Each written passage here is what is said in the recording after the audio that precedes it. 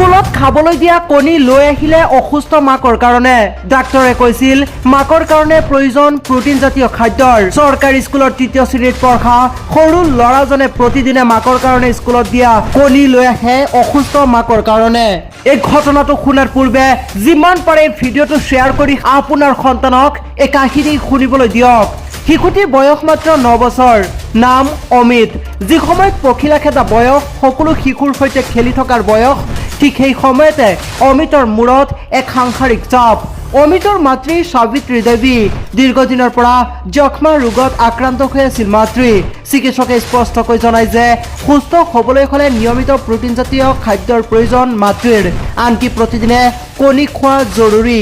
যি সময়ত খাবলৈ ভাত কেতিয়াও যোগাব পৰা নাছিল, সেই সময়ত কেনেকৈ মাকৰ কাৰণে কণী আৰু পুষ্টিকৰ খাদ্য ক্ৰয় কৰিব এই শিশুটিয়ে। অমিত সেই বয়সতেই বুজিবলৈ ধৰিছিল মাকক বচাবলৈ হ'লে জীৱনত বহু কিবা কিবি কৰিব লাগিব বুলি সেয়াও জানিছিল। এই কথা ভাবি সোমবাৰে, বুধবাৰে আৰু শুক্ৰবাৰে স্কুলত দিয়া মিড ডে মিলত খাবলৈ দিয়া কণী লৈ আহে অসুস্থ মাকৰ কাৰণে।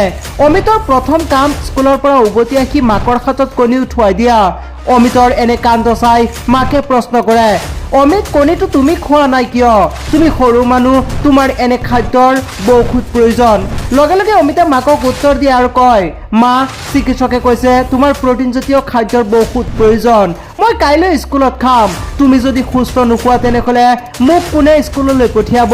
এজন 9 বছৰীয়া শিশুৰ এনে পৰিস্থিতি চাই বহুতে চকুলো ঢুকিছে আৰু বহুতে কৈছে সন্তান হ'লে অমিতৰ নিচিনা হ'ব লাগে। আপোনাৰ সন্তানকো অমিতৰ নিচিনা মাক দেউতাকক মৰম কৰিবলৈ আজিৰে পৰাই শিকাই দিয়ক।